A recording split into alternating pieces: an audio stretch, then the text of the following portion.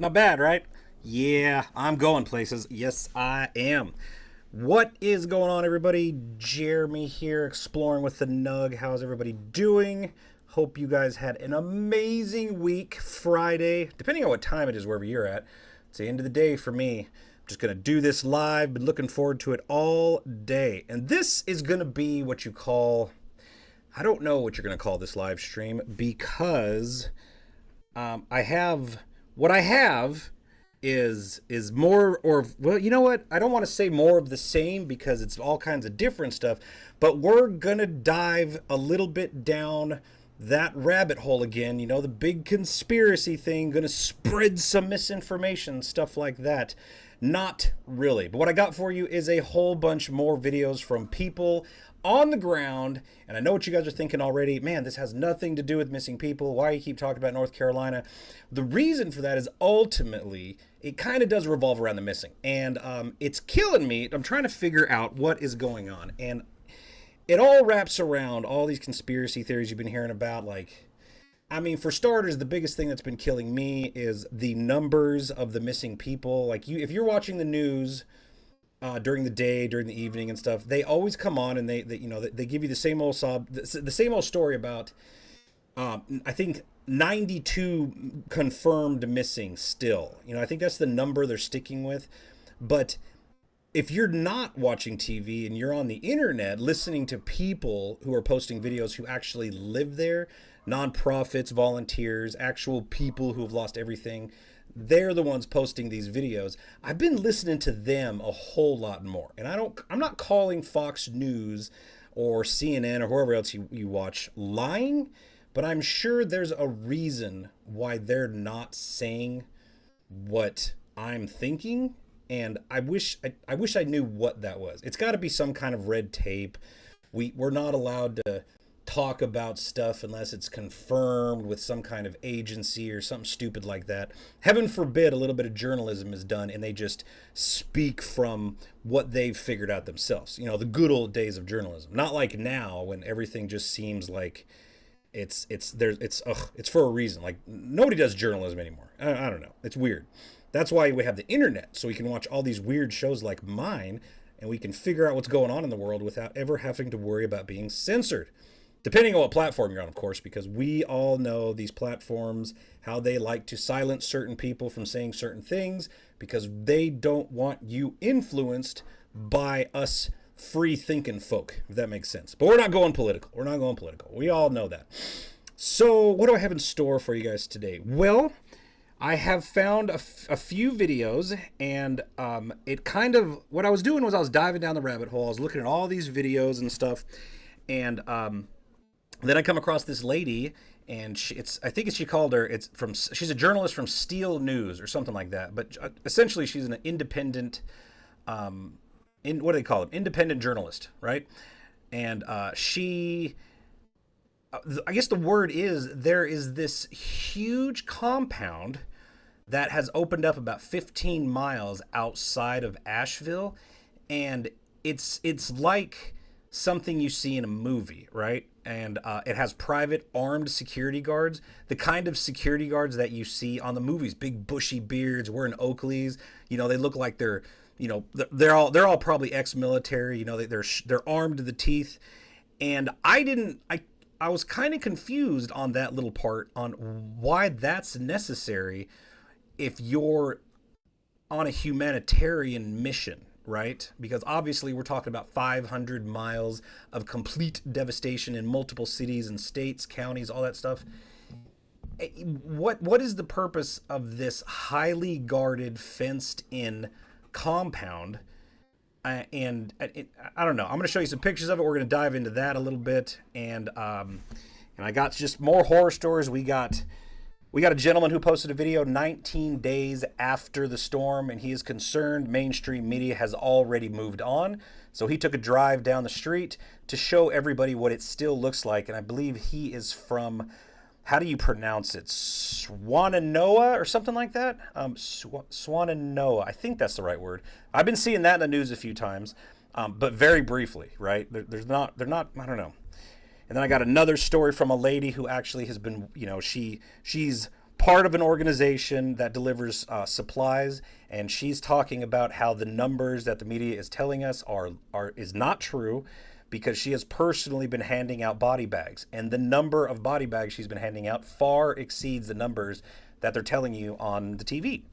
So we got that, and we got a very angry lady she wants to talk about, and we got another angry man who is mad at FEMA, and it is actually a group of men, and it looks like you'll see the video, but some of these videos are like a minute and a half. I tried to edit them and cut them down, but a couple of them I was like, you know what? I don't even want to cut this down because the whole video is really good.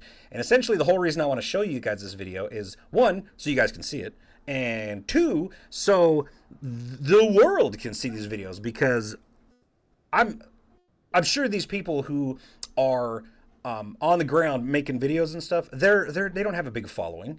They're just normal people, and I happen to have this platform that I've built that I can put the word out and get them a little bit more exposure. Ultimately they just want people to know what's going on, what's happening. And from what I'm hearing, we have transferred from hurricane floods, right, to the water recedes, rescue operations. Now I've been hearing about starvations, dehydration, sickness from dirty water, and now hypothermia. I'm thinking it is now, I'm pretty sure it's dropped below freezing up in the mountains around Asheville and them areas. And there are people living in tents, and the tents are set up in the mud. But you have a huge compound with all these living quarters on there for hundreds of federal employees, whatever you want to call them. It doesn't really seem like that they set this huge compound up for the benefit of all the victims in the multiple states around the area that got devastated. That's just my opinion, And I also found this list that it wasn't hard to find, but I finally found the link. It is essentially the Hurricane Helene People Finder, and it's very organized. They have a found list. Sorry, let me fix that camera. They have a found list, they have a missing list, and then a people finder list, and it's it's even alphabetically organized, and it's multiple states, but I'm telling you, 90% of the people in the missing column still is North Carolina. We have a few Tennessee, we have a few Florida, a few that say unknown, but far and wide NC, all the way down. And if you scroll all the way down to the bottom of this list, it is sitting at 750 people missing, right? And if you go over to the found list, and the only thing about this list is I don't know if they were found alive or they were found deceased. But that list, I'm having a heck of a time here. You scroll all the way down to the bottom of the found list, and we're talking 3,239 people found. How many of those are deceased and how many of those are safe? I have no idea. But still, these numbers are a lot bigger than the number that they're throwing at us on TV. Why are they downplaying that number? Why? I can't even think of a good reason, because if you're watching my show, if you watch this show, you know that I just ask questions, right? Because I just don't know. I know what I think, and I don't want it to be like, well, I think that it's because of this, and that's what I'm sticking to, right? No, that's not it. I'm just curious. I want to know, what do you guys think? Why would all the news agencies and everybody be sticking to this 92 people missing number, but you talk to everybody else who actually is witnessing the destruction and the cleanup and all that stuff, and who's running all of these databases, collecting, all the names of the missing, and then also people handing out thousands of body bags? And I was like, why hide the number? And I was talking to my wife about this, and I was like, I just can't figure out why they would do that. That's just news. I mean, it happens. People die in natural disasters, a lot of them, right? But Candace is like, dude, it's because of the election. They do not want the truth to get out, because it would be devastating to the political party who's in office right now. And I'm like, because then she's like, do you remember Hurricane Katrina and how much of a crap fest that was? Then, and everybody, I think it was Bush or somebody was in charge then. and everybody hated Bush. Everybody hated Bush. Everybody hated the response. The whole FEMA was thrown under the bus again, and it probably hurt. The elections coming up. So now we're like, what is it? A couple weeks almost, or a little more till elections, and it seems like, I don't know. When I watch the news now, it's less and less about North Carolina, Tennessee, Georgia, Florida. It's less and less about them and more about who's going to win. Let's go look at this political rally. Oh, look, Trump's this, and oh, come on. It's like, it makes sense. It happens every time. The story's hot for a while and the story's not. They got to move on to the next story. That's just how journalism is, I guess. But not with us. I don't plan on talking about who wins or loses the elections. I really don't care. I don't like any of them. I trust you guys. I trust my neighbors. I trust blue collar workers that bleed to put food on the table. Those kind of people. I trust those guys. I don't trust politicians. I don't trust anybody on TV. There's always an agenda. There's always something. I don't trust them. I trust people who are making homemade videos, telling us how it is. And that's why I do this. I want to show you guys. So, with that being said, good little ramble on there for the beginning. Speaking of Rumble, we are being featured on Rumble tonight. I love it. We get featured more and more. It gets the word out and gets us growing. We're now sitting at 1,000 people watching me, and I am tickled about that number. We got 300 from YouTube and almost 700 from Rumble. That is really cool. And I wish that YouTube number would go up, but you know how YouTube is. You start talking about stuff that they don't like, not a lot of people get to see these videos. And that's just how it is, sadly. I mean, I don't even do these live streams on Facebook anymore because, we're talking, it was totally, what do you call it? I wouldn't say censored, but I would say, like, the word is they don't let people know that you're live, or they don't let people know that your video went out, and like that's from hidden cameras and executives talking about that. He's like, we got to keep these people quiet because they have a big reach, so we got to downplay whatever they put out. We gotta throttle their exposure. It's from the horse's mouth. Luckily, I don't know, this Rumble page is growing like hotcakes. And just so you know, this is not a beer. This is a flavored seltzer water. They're not good, but they're definitely not the worst, So, let me see here. Let me look in the chat room really quick, see how everybody is doing. I hope everybody is doing good. I haven't even looked at the chat yet. Looks like lots of highs and hellos. All my moderators in the house. Lots of new names. That's really cool. So remember, if you ever disagree with me or you want to tell it like it is, by all means, go for it. I won't censor you in the chat room. But if you start getting some lip and start being insulting or you start spamming the chat, you're going to get bounced. So keep that in mind. And my moderators are relentless and they will get you. But other than that, we're here to hang out and just talk about, today we're just going to talk about all these missing people. And it's just crazy. Like, so I bring that up to see what you guys think. How or why does the government, or why does the man, or why do whoever, why are they downplaying the numbers? Why does Fox and CNN and every other agency out there, news channel, why not tell it like it is? If they know, there's way more people missing, then why not just say that? I don't know. That I would respect that more. Be like, oh, there's 3,000 people missing. That's crazy, but it wouldn't be any different than, I don't know. That's just weird. See what I'm saying? I can't even figure out a good reason why. But let's dive into some of these videos and talk about them. This gentleman right here, 19 days after the storm hit, and he feels like the news has already moved on. What do you guys think? It's been 19 days since my hometown, Swannanoa, North Carolina, and surrounding areas were hit by the storm Helene. I know we've pretty much made it out of the news cycle, and a lot of people think things must be okay there now. Take a ride with me and let's go look just to see how normal things are here in Swannanoa, North Carolina, 19 days after Helene.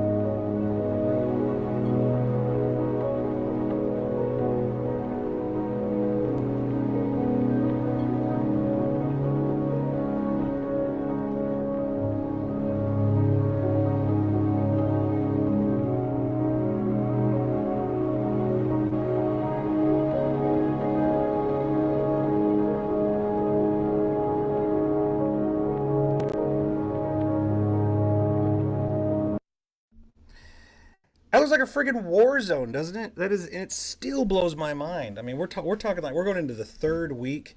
This guy posted this video 19 days after the storm hit, and that's just one little town in North Carolina. It's total destruction. It's total devastation. That looks like a freaking tornado went through there, but it's the entire town. I still am just, my jaw just drops seeing stuff like that. And I mean, that was a guy posting that video on TikTok, and I'm pretty sure I would have never seen that video on the news. I don't want to hate on the news that much, because I watch it so much, but at the same time, I'm learning that they share, I guess, I don't know what the rules of journalism are, but there's a lot more going on in the world, and just not even the world, just the country, that they're not even talking about. I had no idea that Wyoming was on fire. Like, I guess there's some, I'm sure you've seen the videos, but there's like a huge fire going on there. I didn't even see it on the news, but I think one time after I heard about it, then all of a sudden they're like, they talk, I'm going to talk 30 seconds. Like, they just breezed right past it. It's like, oh, by the way, there's a fire in Wyoming. On that note, let's talk about Israel, So I'm like, what the hell? Like, don't even talk about, who cares what's going on overseas? I don't want to be heartless, right? I don't, because obviously, every human life, all that stuff, depending on your backstory, I don't know what's going on. But at the same time, when it gets bad here, that should really be all we should be worrying about, right? It's taking care of our own. There's nothing I can do about a war breaking out in the Middle East. But it's very irritating when all that tax money that they're taking from me is getting sent overseas instead of being sent down South Georgia to help all the farmers who got flooded out, or all the cities, that got flooded out, or up to North Carolina to help all these people freezing to death. That's what gets me, like, emotional. I was like, it's not that I don't care. Don't get me wrong. And I'll just throw this in really quick. If you guys know my show, I ramble about just about everything. We want to talk about missing people, but at the same time, you just can't ignore this. And it does kind of wrap around missing people, because now we got over, this list is 750 people missing. But the lady is handing out 10,000 body bags, and she didn't hand it out in one city. She handed them out in multiple cities around, these multiple states. But she's like 1,000 here, 500 there, 2,000 there. But that's all far surpasses 92 that the news on TV wants to talk about. It's crazy. Let's see here. News is wireless programming and military press took over me using anonymity, privacy, confidentiality, and money to divert until all unite as one to overcome each and every motor mouth defrauding me. That's deep. That's deep stuff. Let's see here. Charlotte says, we know about the fire here in Utah and the situation with Helene, Milton, Nadine. It just all depends what piques your interest. I guess. It just doesn't seem, I don't know. It just doesn't seem like everything on TV you're watching, it's all about politics. That's what's hot right now. It's all it's politics, raffles, all that stuff. So it's just, I don't know. It's annoying. Yes, we have an election coming up. Yes, it's a very big deal depending on who you are. But I don't know, man. People are suffering. I'd be talking about that more. Get more help. Because no matter how, oh gosh, you keep seeing these things like they have all these supplies, and it would feel like, okay, so all these volunteers have gotten together, they've got it under control. But then you just keep hearing stories. It's not under control. Like, we have tons of food and water. Yeah, that's great.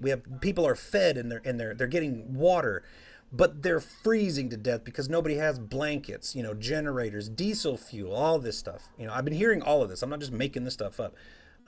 It's nuts. But let me show you this lady who was talking about the 10,000 body bags. Whatever you think you know about Western North Carolina and what's going on over there, you're wrong. I have been assisting with running missions and dispatch for an operations team there for the last week.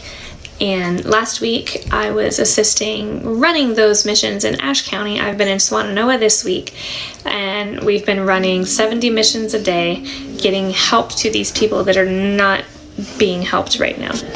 The death toll of 200 or 200-ish is what's being reported right now. That's not accurate. My organization sent out 10,000 body bags to local authorities this week, and they're requesting more. Now, that doesn't necessarily mean that all 10,000 of those has been used, but it does mean that they're finding a need, and that they're thinking that they're going to need more. Now, I edited that one down because she goes on for about 6 or 7 minutes, pretty much just saying, talking about the details of that. But, like she told you what I told you. It's just she's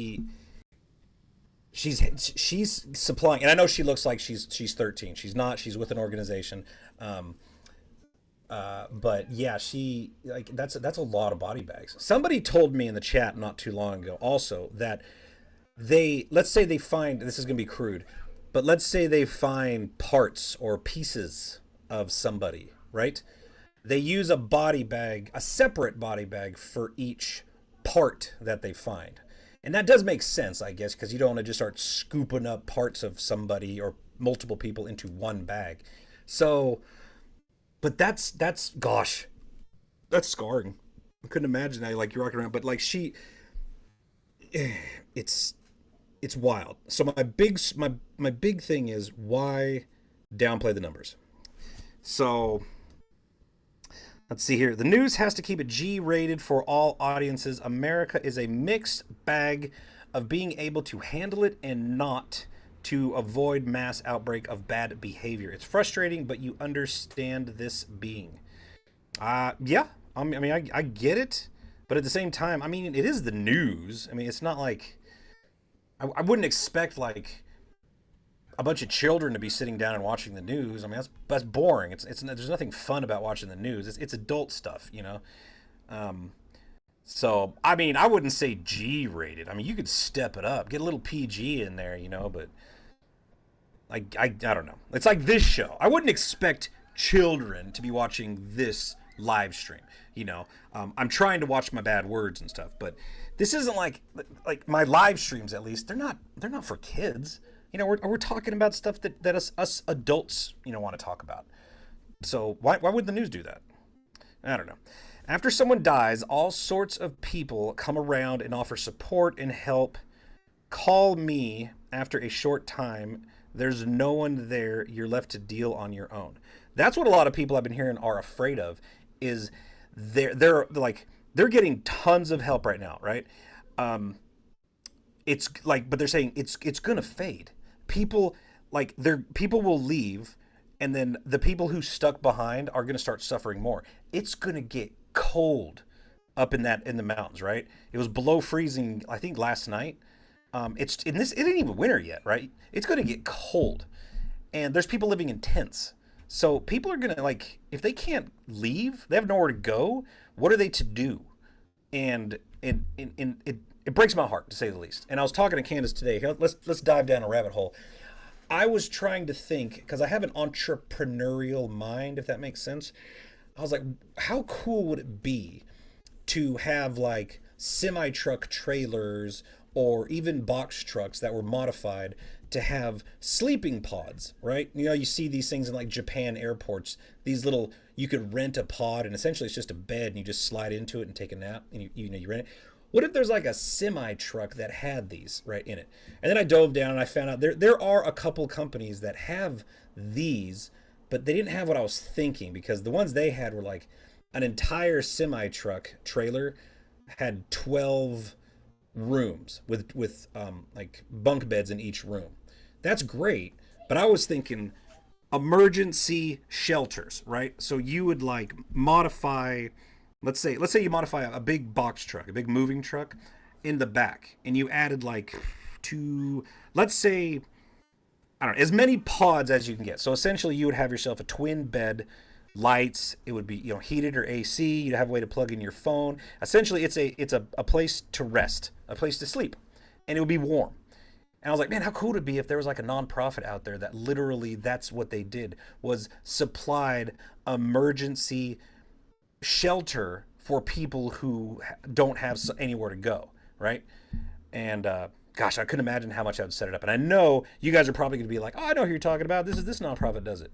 I couldn't find anybody online that was like, I was really thinking, but how cool would that be for a nonprofit? Literally, they are just shelter on wheels. They have a whole fleet that they'll go somewhere where a tornado hit or hurricanes or floods, and they would literally just park and there'd be some method, but it'd be free of charge. People would be able to sleep and stay warm at night and stuff like that. And I don't know, I don't get it. And then I also asked something like, well, what if there's a place like, let's say go to Asheville, right there. I don't know. They're getting lots of help now, but let's say you go somewhere that's near a river that just lost all the power, and it's going to take months to get power back. Would it be cool if you could drop some kind of portable, like water powered generator, like pretty much what's like a hydroelectric generator that you could just sit into the current, and it somehow produced enough power, to supply power to people, at a limited basis or something like that. I don't know. I'm just thinking. That might be possible. It might not, but something like bunkhouse trailers. I guess kind of. I mean, that would work too. You could literally just, if anybody's ever been in the military, like I remember in the Navy when you was on a ship, we slept, in bunk beds. There were 3 high bunk beds, and very tight quarters. But we're talking like we had 80 some odd people sleeping in this. It was a nightmare. But we got used to it. No privacy. So I was thinking that could work, but then you'd have just a bunch of strangers running into each other, and like it'd just be weird. But maybe you get like a little bit more room to where you wouldn't have to be just like constantly running, because people are gonna be stressed. I don't know. This is just me thinking, right? There are inflatable tents that you can heat and cool, and you could get a solar generator. I know, right? I mean, just there's so many things out there, but yet you have people setting up a tent in the mud in 20-degree weather. I was like, where? I talk a big game because I know there's a lot more that goes into it, but that would be a cool nonprofit to have. Just that's what you are. You're a giant shelter on wheels. People can sleep. Like they have maybe showers. Crappers, something like that. Would you know if they have people accepting used clothes and blankets? I'm at my place in Southwest Virginia and have packed in garage bags, approximately 16 garbage bags, and I want to give for them. I'm sure there's somebody somewhere out there that you can donate. I don't know how it works with used clothes per se, but maybe jackets, like I could see that. I don't know if there's some rule about donating used clothes. I don't think, you could donate anything, I guess, but depending on what organization, they might not take the clothes part. But shipping containers can be airdropped and stacked. They can be piggybacked on semi-trailers too. See, that would be so cool. You take these 40-foot shipping containers, which essentially is just a semi-truck trailer, they set it down, they deliver it, so I get, and you could modify one of those and have like 25 beds inside it, or 20 beds or something like that. And like you said, they could fly these in and literally just set them down in the middle of a disaster zone, and they're self-contained. They have like, power, water. Maybe they have somebody that like stays with the pod, an employee or somebody, just to kind of be the man, the I don't know, what do you call him? Supervisor? The person that the caretaker. He's the shipping container caretaker. That'd be cool. That's where my mind goes when you see stuff like this, is what kind of cool stuff would be out there to help, right? Everything is great besides underwear. Yeah, that'd be a weird thing to donate. Donate some dirty drawers. That'd be, it's pretty wild. So let me see, what else we got over here? Let us jump into another video and talk about that. There's just so much to say about this, but the big things that come to mind are how different the stories that are being portrayed on the news versus reality. So, for example, in our state, Governor Cooper is claiming that he has had an unprecedented response to this disaster, but it took like 10 days, 7 days for them to do anything. And what has been done incredibly slowly. So I don't know where the money is that he's claiming has been given to the victims and these areas. Maybe it's being poured into the corporations that were in here. I don't know. But as for the individual people, they're not getting any help. There are people living in tents right now. There are, still 160 children missing from one small town. And this happened over a span of almost 500 miles. So 163 children still missing in one small town. And that's just, like I said, one area. How many are missing still is in the thousands. That's not being reported. What's being reported to the public of the United States right now is everything's fine. North Carolina is going to be in recovery for a little while, but we've got it. It's under control. They're fine and happy, said President Joe Biden. Let me tell you again, we are not fine or happy here. Everything that's happening here is an absolute shit show. There's just no other word for it. It is a disgrace to this country. It is a shame on the United States of America that this is the response to our people. Let me tell you a little story. There was a family of 12 holed up in a holler in their home where the roads had been washed out. They didn't have an ATV. They could not get out. 11 of the 12 people starved to death because there was no search and rescue looking for them, because there was no aid being brought to them. The only people who are giving aid at this point are first responders, local sheriffs, local organizations. Now, obviously another person who is witnessing stuff on the ground. I didn't look up that one thing. I want to say 11 of 12.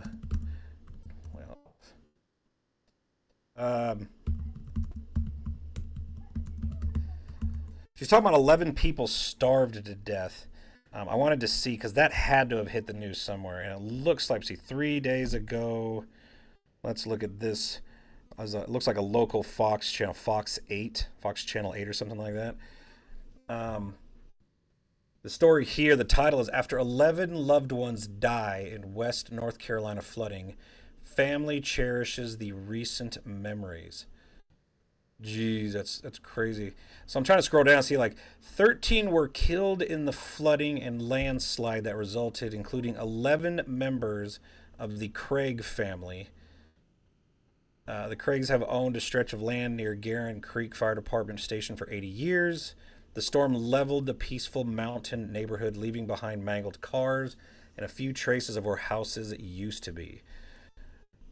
So I don't know if this is if there's a different story going around, or if she was misinformed about that. But either way, that's a lot of people to die, at once. Could you imagine? You lose one loved one. You lose two loved ones.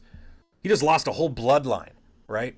Wow, that's hard. I couldn't imagine. I simply couldn't imagine that. Let me see here. Joker says, look up Bear Independent and Grindstone Ministries. They are boots on the ground. Okay. Let me see. Donna says, donation get to church outlets. There are not 163 children in any of these small towns. I remember hearing about, because I saw one post, and it was the same thing, 163 children missing. I think it was Spruce Hill, missing out of, Spruce Hill, North Carolina. Let's see, because I thought there was an update, and it wasn't a good update, but it was almost like 80 or 90 of the kids were accounted for, but there's still a handful of children that weren't. So that might just be the chaos of not being able to figure it out, or sadly, there could be a lot of kids missing. Let's see what the always on the ball Google is. Let me see. Right off the bat, it says there's no truth to that. It said only 4 were missing. Instagram missing Cheers Spruce. They said they're false. So, at least on the here Yahoo. I mean, I don't know. I don't trust anybody, but there is no fact that I have seen about 163 children missing. Let's see what this story is here. That's the one that I watched. So it was a lady, she started crying, talking about it. But, trying to think here. I don't know. It looks like right here there's some people are saying it's true, some people are saying it's not true, misinformation. So, who the hell knows? What I do know is a lot of people are missing, and I pray to God there's not over 100 children missing too, because that's just icing on the horrible cake. Let's see. The high school has located all of the kids. That's awesome. I mean, if that's true, that's awesome. I don't know. Like I said, it could have been one of those chaotic stories where they were missing, or they thought somebody was missing. Somebody heard something. People are panicking. I can only imagine how many stories got exaggerated in the panic and stuff. So if they are accounted for, that's cool. And we can move right on from that one. But I don't know. That video I think was posted early into the flooding, so it's not like she just posted it yesterday. But I came across it today, and I wanted to show you guys. Meeting Megan. Thanks for reading my email the other day. I can never tell if people are being sarcastic or not, but I did read your email. I think I wrote you back. The case you were talking about, totally off topic for what I'm talking about today, but she has a missing person case she wanted me to look into. Super old. I mean, this case is like really old, but it's another missing person that was unaccounted for. So I will look into it, like I told you, but I don't know what I can do. But by all means, it's worth a shot. It's not like I'm going to say no. This is what I like to do. So we'll figure something out, and I can go and we'll figure something out, some places to search, and Adam and myself, we'll do our best. Let's see here. Steven says the administrative personnel from the cities would only give estimates of the missing. And Captain says hard to fact check when all those who would say are now gone. You know what? I agree. It is. Some stuff is being posted. Obviously, that is not true. Some stuff people may have thought were true, and then found out it was not. But the video is already out, so I get it. I totally get it. But I wouldn't. I don't know. I don't think it's all lies. Like that one person, I think it's the same lady we just watched. She said something about 11 out of 12 people, they starved to death. I think she was wrong. I think that was the story that I found about the whole family that got wiped out in the landslides and the flood. So I believe there was a whole family that lost a lot of loved ones. I just don't think it was from starvation.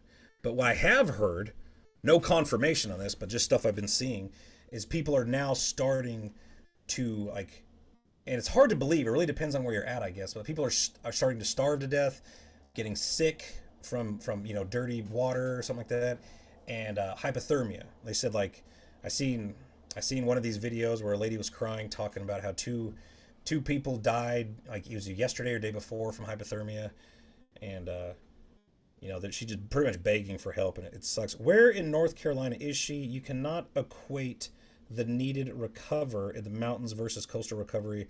The ways to do a recovery in the mountains is far different, not what they're used to. Agreed. And this is some serious mountain folk. I mean, some of the horror stories I've been hearing are from people who are up in the hills. We're talking dirt roads to get to where they live that were washed away. And they're trapped. They're trapped, and they have zero way to contact anyone. So who knows how many of these missing people are people who are just trapped up on whatever mountain they live on, and they have no way to get down. Whether it be they're elderly, disabled, or it's just the terrain is just that bad. So I'm sure more stories are going to come out, but could you imagine as time goes on and more, and they'll I'm hoping they'll check every single house. Okay, we have an address here. Let's go check it out. And they'll go in, they'll fly in and check or something. Could you imagine a month or two down the road, they come across a house in the woods that wasn't, the best house. It might've just been a shack or a trailer or something. And there could be a couple elderly people inside that just passed away because they couldn't get any help. And sadly, it didn't come. I mean, I wonder if that's actually going to happen, because a lot of country folk up in them hills, and this is just something that you never would have thought would have happened in a million years, but it did. It's crazy. I'm about an hour from there and have hiked on those mountains, and they are very rough terrain. I can only imagine. And then you take 2 feet, and you got landslides and all kinds of stuff like that. I could, oh gosh, never thought that stuff like that happens here. You always see these vicious landslides and overseas, China, all these other places across foreign countries, right? It's just weird when it happens right here at home. But I don't know. Let's see here. So we got Mad Lady. Let's look at the group of people who are on the ground. Now this looks like a group of former military, volunteers, first responders, and I think this is early into it. But you can tell, like, versus what you've been hearing on the news versus what they're talking about. And there's a lot of background noise, but they have subtitles so you can read along. Check it out. Whoops. People have lost everything. There's nothing here. We're 9 days post-hurricane, and that was the first FEMA drop I've seen here in the Swannanoa area. I haven't seen a FEMA agent yet. This is all local volunteers from abroad, as far as Washington State, are coming out here to help and pick up the slack that's been left behind from our government. You know, and President Trump, he's not even in office, but yet he's still getting a Starlink. He's doing his best. He's shaking all the trees. If we're talking about federal assistance, I didn't see my first FEMA truck until, what is today? Saturday? I didn't see my first FEMA truck until Thursday afternoon, Thursday evening. And all I saw was a FEMA truck with a satellite on it, parked in a corner underneath some shade trees in a parking lot with no signage, no information.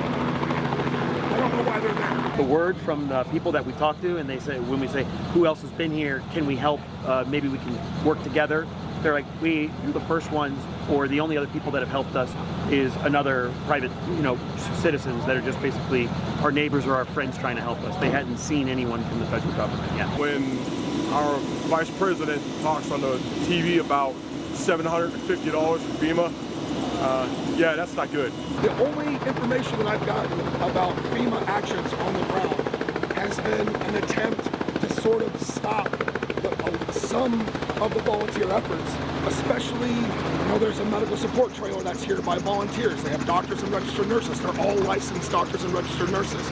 They were told they couldn't do what they were doing because it was not being federally controlled or something along those lines. I've seen one helo come in, and I was told that was FEMA, and that was it. Today was the first FEMA delivery that I've seen or I've heard of in the entire region. That's a big dude, right? These guys look serious about what they're doing.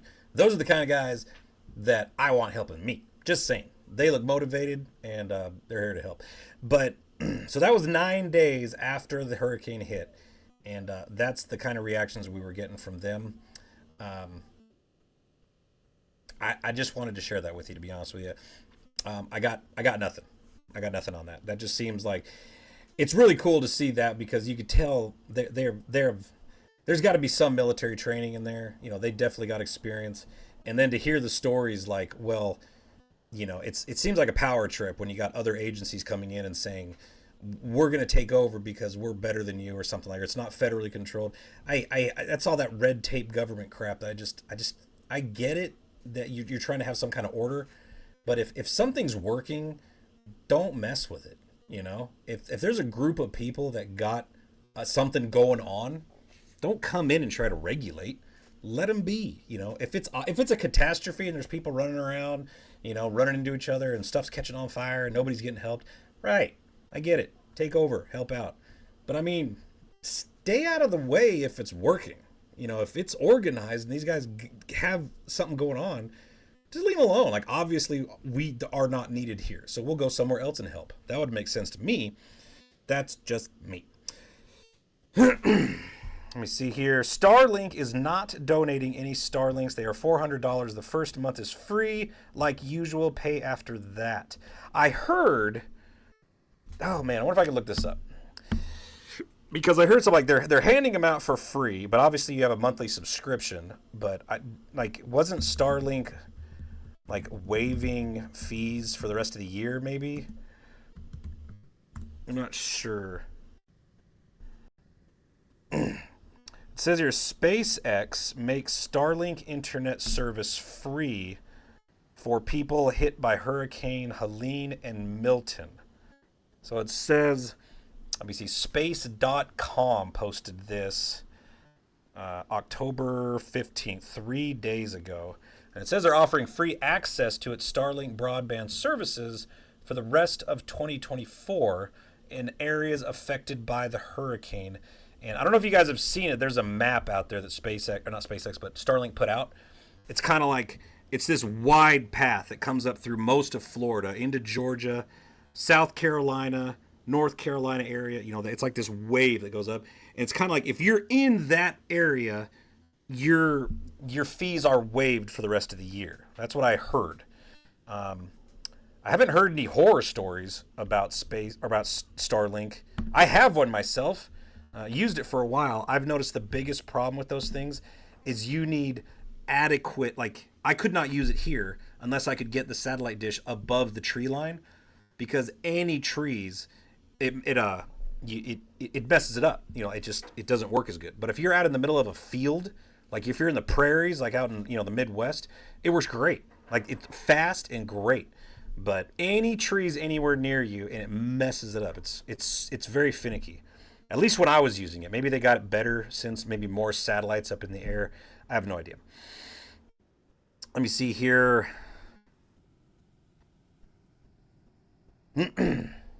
Lots of chats. I'm trying to answer stuff as best I can. Let's see. Bella does not sound happy. He says a hell of a lot of YouTubers exploiting this tragedy for content. I would agree with you, but then at the same time, I think it's cool to get the more people talking about it, the better. You know, the less it won't get forgotten. The more people talking about cold cases, that means that missing person, he's not forgotten. You know, that's the same way I think about this. Yes, these YouTubers are getting. I mean, look at me. You're watching me talk about stuff from this flood, right? Am I doing it just for the content? I wouldn't say that. I'm doing it because it's I you know what? I do it because I like going live. I like talking about stuff that I feel like isn't being talked about enough, and I get a kick out of having an audience watch me, you know, to talk about stuff. I mean, it's great. I have 1,735 people watching me right now, and that's the most I've ever had in a live stream, and it's awesome. 1,000 people are watching me off of Rumble. That's how I get I get kicks out of that, right? Other people, you know, going there and filming stuff for content, true, but if they're not lying, if they're not making stuff up, you know, just for content, that's what gets me going. When people stage, like, they'll stage pranks, or they'll stage finding treasures, right? Or pretty much they just fake a video. They fake the video to get the views. That's what I don't like.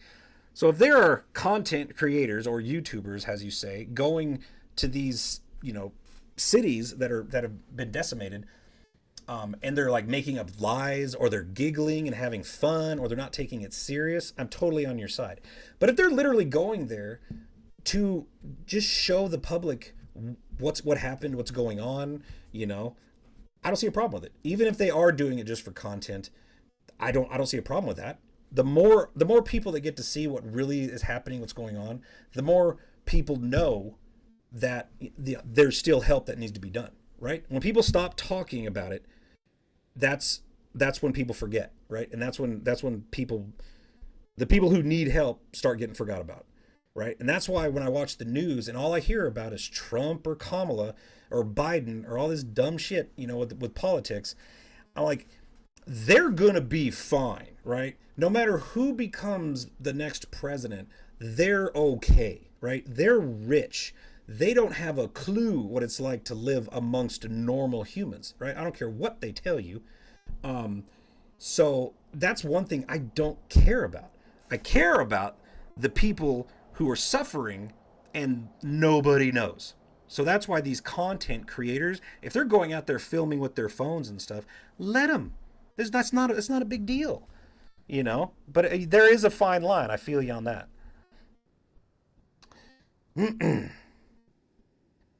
Man, lots of comments. Goodness. Are there any more videos from the guys with the helicopters that created a group to help? I imagine, I don't know, there's one of these, you might be talking about Cletus. I already forget his name, but he's a huge YouTuber guy, but he has his own helicopter, and he was flying in supplies from the beginning for a while. A whole group was, and he was part of that group. I'm sure he has a bunch of stuff out there. But I'm not sure. I don't follow him personally. But let me see here. Information is good, but the conspiracy crap is disgusting. I heard, someone told me, I saw, and they are 1,000 miles away. Well, when I say stuff like that, like I heard from this, I saw that, or something like that, what I'm saying is I heard because I saw a video that somebody posted who is a person who is on the ground standing there, right? It's not like I heard from a friend, or from a friend, or from a friend. I'm not just going to sit on here and run my mouth and make up stuff, right? Because that's called misinformation. I don't want to be part of the group that just makes shit up, right? I want to know, I kind of want to have a little bit of a grasp, right? I want to give the people who are on the ground a voice. That's why I show you guys these videos, to get the word out there, you know what I mean? So hopefully, Bella, I'm winning you over, because I feel you. I totally do. Rumors spread like wildfire, and it will get distorted, right? I feel it goes wild, right? Case in point, the video that we just watched a second ago, the 163 missing children story that's out there. I mean, I think it's safe to say that was debunked, or they were all found and they're accounted for, but it's still out there. So that video is always going to be thrown out, and you'll be like, no, that was fact checked. There's not that many children missing, right? But the fact that the video is still out there, that's what kind of causes a little bit of problem, because people still think that's happening. But let me see here. What else did I have for you guys? A group of men. He believes the hype. I have one more video I want to show you guys, and let's see what you guys think. Thousands of people still missing in North Carolina. And not just thousands of people missing, them finding some of these people in the most undescribable ways possible, hanging out of trees, still in like the mud, whole families of people in one house just gone. This is something that, many people that are helping in North Carolina and survivors in North Carolina are saying. This is a bigger death toll than 9/11, worse than Katrina, worse than any fires. We have just the worst disaster that the United States has ever seen. And I cannot believe that this is not actually being told to people. I mean, I believe it, but I kind of cut it off right there at the video, because right there then she starts going off on a rant, dropping F-bombs and stuff. So I figured you guys didn't want to listen to that, but essentially that was just another person, talking about, what she's witnessed and seen. And I mean, as horrible as it sounds, that sounds like something that would happen. We had a biblical flood that washed away, everything. So obviously lots of people got caught in that, and they got washed into trees and stuff. It's going to be a horrible nightmare to see that stuff, but it's not hard to believe if you think about how devastating this was. It's kind of like the massive tidal wave that decimated Japan here a few years back. You remember that? I mean, geez, how many tens of thousands of people died in that one? Could you imagine the cleanup efforts and how many horrible things people saw during that? It's crazy. It's really crazy. So I totally got off on a thing here, because like the whole premise of this live stream was to talk about this huge compound that they built. And while I don't have any information, I saw a video of a lady. She was going live, and she walked up to the front gate, and I don't have that video, but it's out there everywhere. But what I do have is some aerial pictures of this compound. And the story goes, she walked up to the front gate. She actually tried to just walk in like normal, and she was stopped. Private security, big dudes that was wearing all blacks. They had sunglasses, big old bushy beards. They looked like mercenaries. They was private security, what you'd expect, and good ones. And they were armed to the teeth, and they were protecting this fenced-in huge compound. And and the stories are, this is the rumor part. This isn't a compound for FEMA. This isn't disaster. This isn't humanitarian. Lots of people are saying this is a mining camp. And I'm like, I I'm hard to believe. Now, I believe the people when they say that there are deposits up in the mountains, lithium, quartz, all that stuff. I mean, I believe that's the mountains, right? I'm finding it hard to believe that this could have been planned for that sole purpose. For one, I can't put wrap my head around the fact that people actually believe that you can create a giant storm and steer it, right? That one's tough to believe. But what I could believe is, what if certain people have had their eyes on this land for many years? They knew what's in the hills. They know they can't get to it because of the private citizens who own this land. And then all of a sudden this storm hit and they saw an opportunity. So they kind of got involved. Now, where it goes crazy from there is people are saying that the dam upstream from all of this devastation was opened up on purpose to flood the area out, to wipe everyone out so they could come in with like eminent domain or offer them, you know, pennies for the land that they own or stuff like that, which I don't know. Why? How could you get away with something like that? Let's say for some reason they got somebody to open the dam up to make the flooding worse, right? How would they get away with that? I mean, it's just, how can you hide something like that? What it looks like to me is maybe the dam spill gates were opened, right, to control flooding. Like, they didn't have a choice. It's either open the gates or the dam will overflow and possibly break. That makes sense to me too. But it still makes you wonder, now that this has happened, these companies that want to mine and drill, they see an opportunity. They're like, this just fell in our lap, so now we're going to take advantage of it. That I could totally see happening. That sounds, you know, that sounds more realistic than the whole controlling the weather and all that stuff, right? But let me show you this picture that I have saved here, because I want to show you what this camp looks like.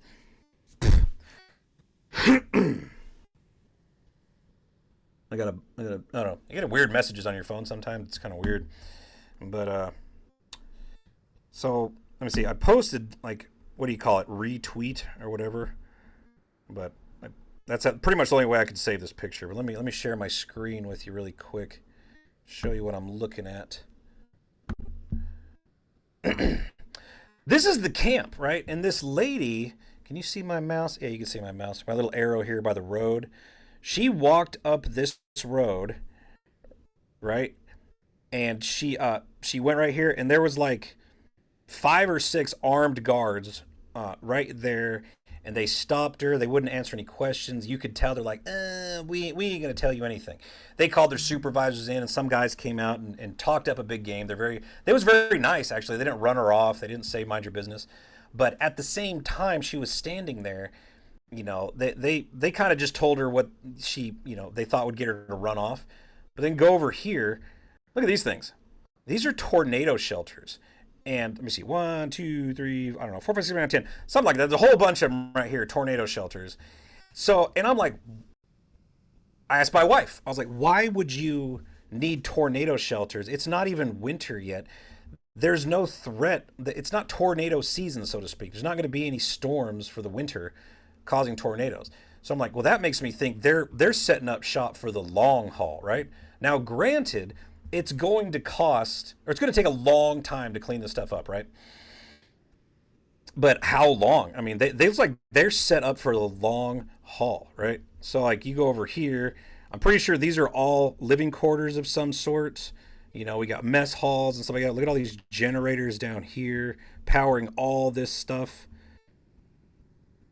I mean, man. See, I'm talking about, like, look, each one of these semi-trucks looks like living quarters, like each semi-truck trailer.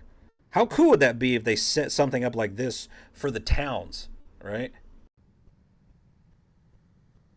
Go all the way over here. We got more horses and like giant tanks, probably water.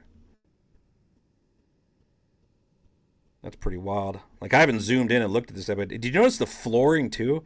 Like, each one of these is some kind of block, like pad they put down, like makeshift concrete. And that's. So I was looking at that, and I don't know what you guys think, but that's a big operation. I mean, look at that. Once I zoom back out, dude, that's huge. And they said that the people who were her locals stated that it was set up over like within like a few days, like 2-3 days, they had this thing fenced off and built and ready to go. That looks like they're staying for a long time. It's kind of scary if you think about it. You know, like they managed to fly. They even have parking spaces. How cool is that? Like painted, very organized. I guess it makes sense. It should be. I think right here, those are bathrooms probably, or showers. Look, they even got heaters, portable heater, AC units. This is impressive. Not gonna lie. Like somebody down there, he's got a little fancy sports car. Man. I wonder if those all are water tanks.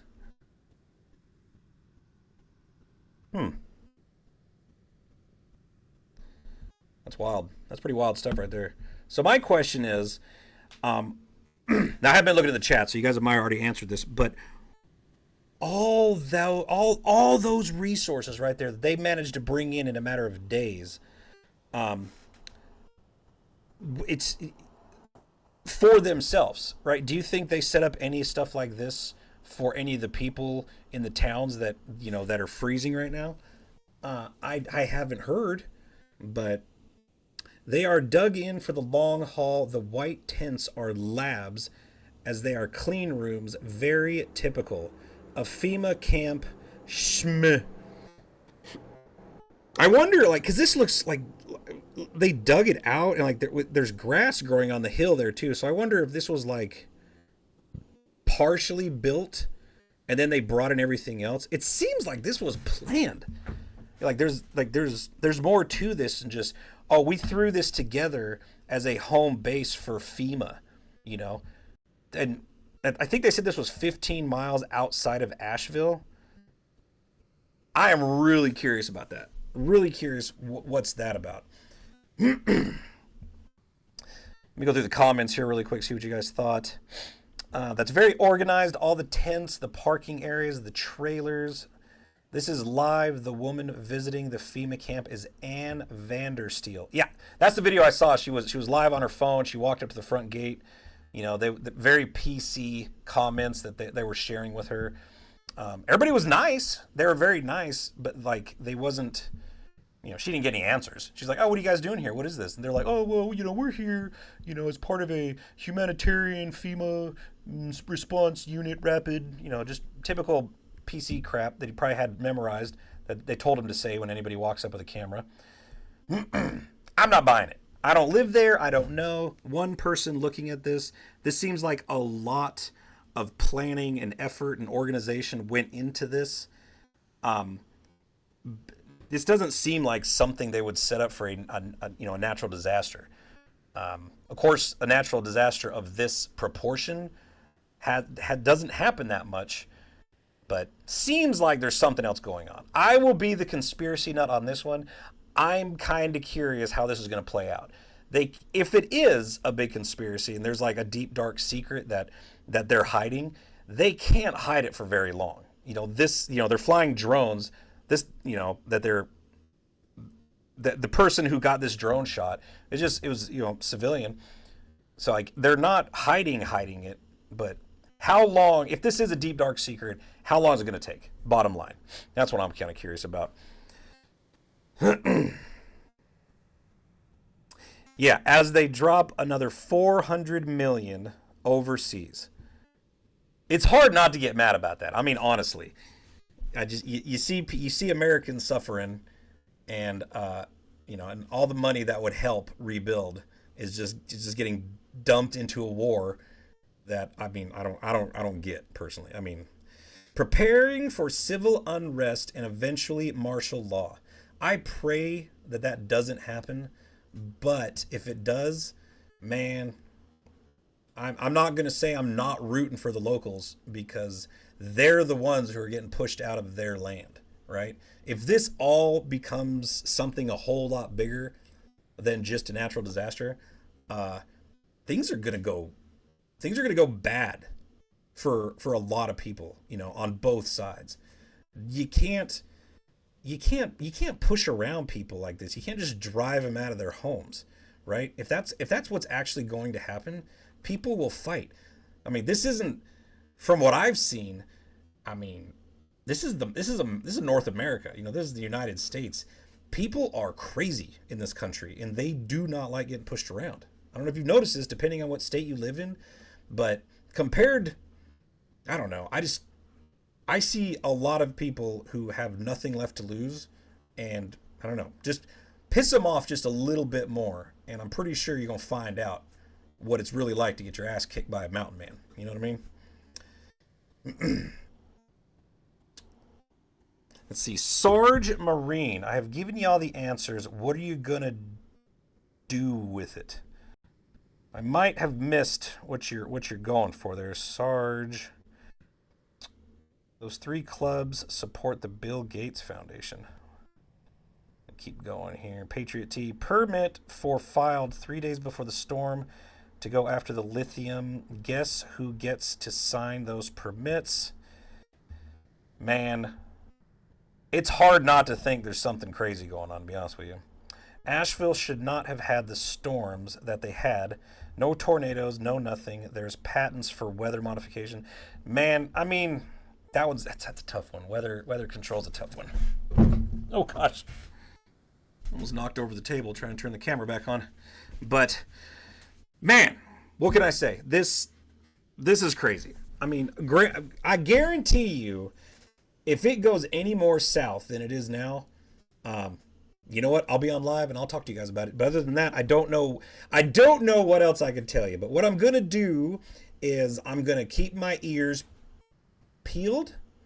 I don't know. I'm gonna keep paying attention, see what I can figure out. I'll let you guys know. But ultimately, I'm really curious about all the missing people that aren't being talked about. That's my biggest concern.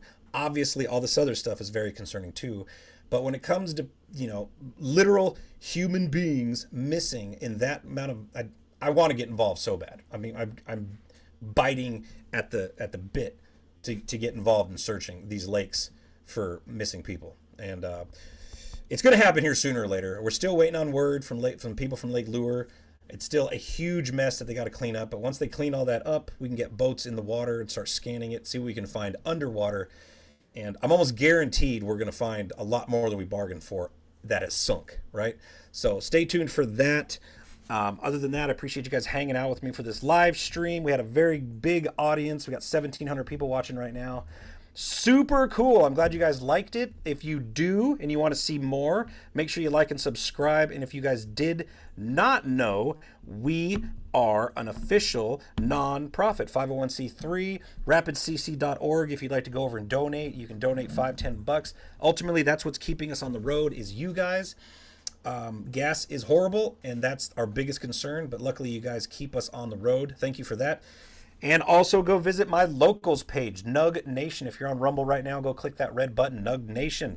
Become part of the Nug Nation. $5-10 every month gets you exclusive content behind the scenes, and ultimately it keeps this live stream free. Appreciate you guys once again. I will see you probably this weekend on the next live stream. Thanks for watching.